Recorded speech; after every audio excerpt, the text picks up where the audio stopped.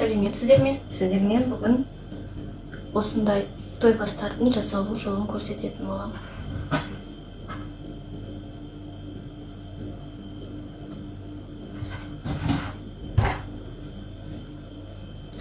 Алдымен матаны аламыз. Матамыз велюр матасы. Ұзындығы 22 см, ені 17 см. Мен оверлокпен тігетін боламын. Себебі мына жері ашық қалмасын деп, және үсті әдемі болып тұру үшін оверлокпен тігетін боламын, жіңішке тігіспен. Матаның түгі астына қарау керек. Сондықтан осылай сипалап, жатысына қарай, мысалы төменге қаратып, мен алдымен үстін тігіп алатын боламын.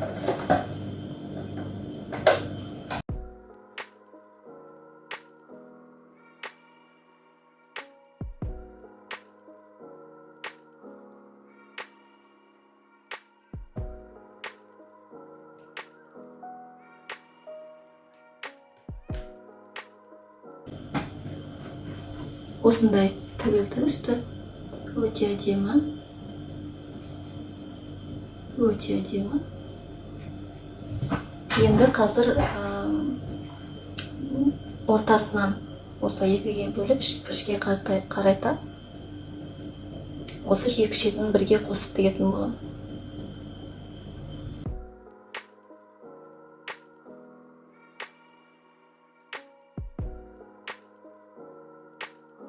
Екі шетін міне қостым. Енді бұны тігісі жанына қарамау керек, себебі кейін біздің дайын түрінде мына жерінде көрініп тұратын болады. Сондықтан тігісті тек артына жіберемін. Артына жіберу үшін үстіміз дайын. Енді дәл ортасынан осылай тігісті ортасына келтіріп, астын осылай оверлокпен тігіп шығамын, сонда тігісіміз ортасында қалады.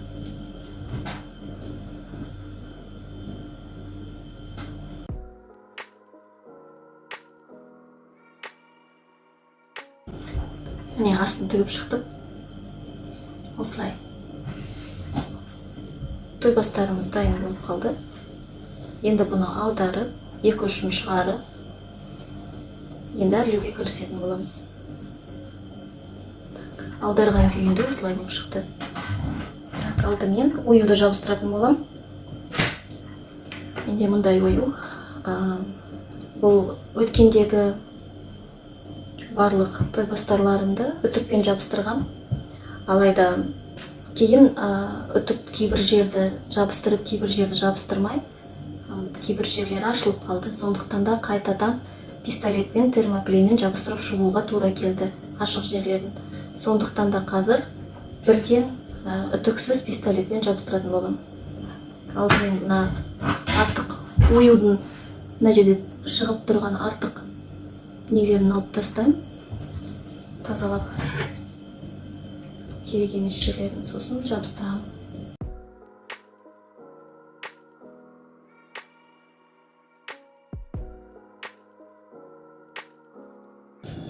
Мына қапшығымыздың, қалташамыздың алдына қаратып, осылайынан қойып жабыстыратын боламын. Дәл ортасына, астына қарай, астынан 1 сантиметрдей орын қалдырып, дәл ортасына қойып жабыстырып шығамын.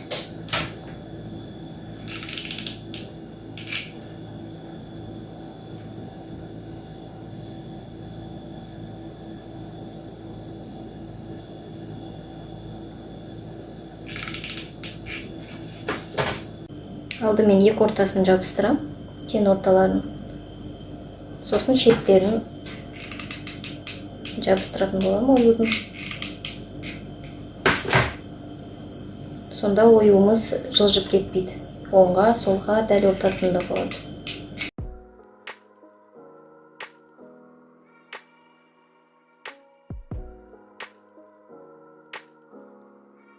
Оюымды жабыстырып болдым.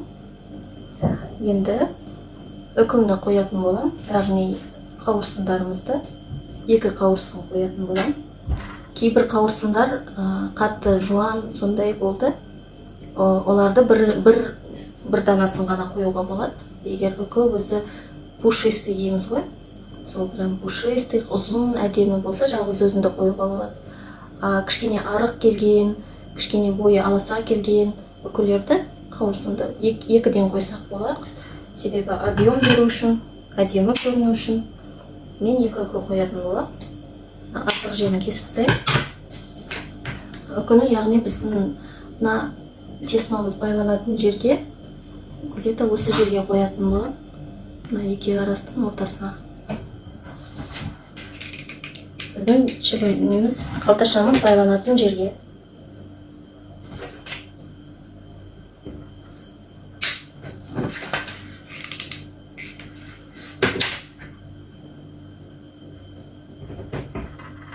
Екі қауырсынымды қойдым. Енді осындай 1 сантиметрлік, ені 30 сантиметр ұзындығы осындай люрекс лента менде. Соның қазір дәл ортасын жабыстыратын боламын мұнда. Жаңағы үкіміздің шетіне. Біздің клейіміз ыстық, сондықтан да карандаш не болмаса ручканың басымен басамын. Қолымызды күйдірмес үшін осылай істесеңіз болады. Енді мына жерге арқанымызды әрлеп, арқанды әдемілеп сәндік үшін қоямыз. Ол бізде ұзындығы 20 сантиметр, екі шеті люрекспен орап дұрыс қырқылған. Ештеңе шығып тұрған жоқ. Артық ештеңесі жоқ. Осындай шеттері жалбырамаған 20 сантиметр. Осындай әдемі бантик қылып жасаймыз. Сондықтан ең алдымен мына екі шеттерін бір-біріне жабыстырамыз осылай клеймен. Сосын мына үстін кеп үстіне жабыстырамыз тағы.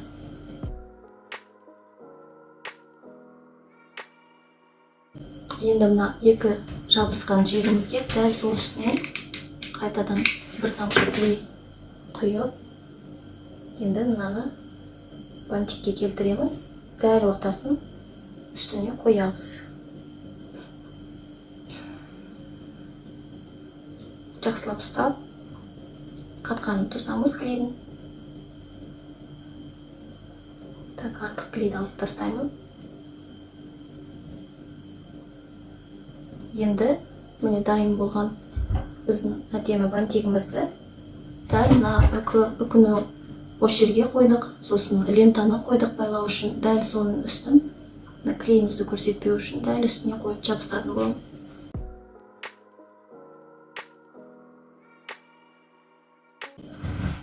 Осылайша біздің қалташаларымыз дайын болды. Қайталап көрсеңіздер болады. Мына лентаның екі шетін зажигалкамен кішкене күйдіріп дұрыстайтын, тегістейтін боламыз, себебі бұл жалбырамас үшін люрекс лента жақсы тарқала береді, сондықтан оны зажигалкамен істеп қойсаңыздар болады. Және мына жерді осылай қалдыруға болады. Бұл менде жуан арқам, сондықтан мен мына жерге сразу ештеңе қоймаймын, бусы да қоймаймын. Алайда, егер сіз жұқа арқан қолдансаңыз, мына жерге әдемі кішкентай полубусы, мысалы серебристый қоюға болады. Арқанмен ойының түсіне сай. Егер сіз алтын түстен тіксеңіз, алтын түспен жабыстырып, онда алтын түстен дәл сол түске сай полубусы қоясыз. Осымен біздің қалташамыз дайын, қазір жауып сіздерге көрсететін боламын.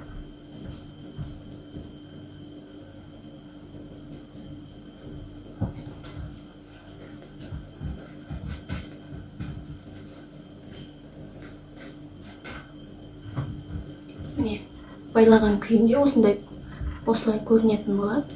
Ішіне кәмпиттер, не болмаса кішкентай ойыншықтар, магниттер салуға болады. Өздеріңіз талғамдарыңызға сай.